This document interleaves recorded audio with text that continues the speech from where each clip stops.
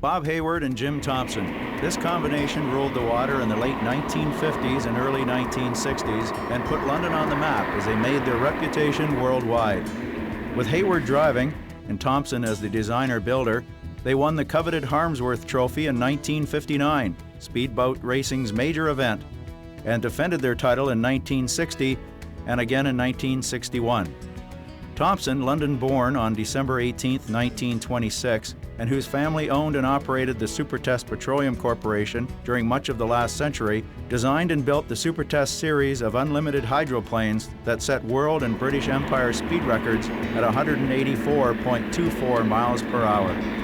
Thompson attended Ridley College, Royal Roads Military College, the University of Toronto, and received an MBA at the University of Western Ontario.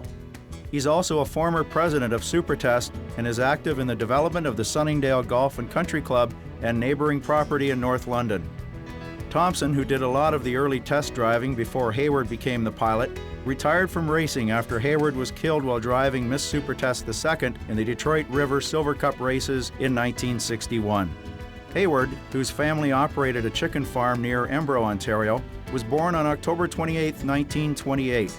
He began his racing career as a mechanic with the Miss Supertest crew in 1957, but succumbed to the lure of competition, winning his first race, the St. Clair River International, in 1959. The same year, he won twice with Miss Supertest III, taking the Detroit Memorial Regatta and then upsetting the highly touted Maverick, driven by Bill Stead, to end a 29-year United States hold on the Harmsworth at Detroit. The Hayward-Thompson duo connected again in 1960 at Picton, Ontario, with Gale 5, driven by the irascible Wild Bill Cantrell, the closest challenger. It was a gala event that had all the trimmings, including an appearance by Prime Minister John Diefenbaker.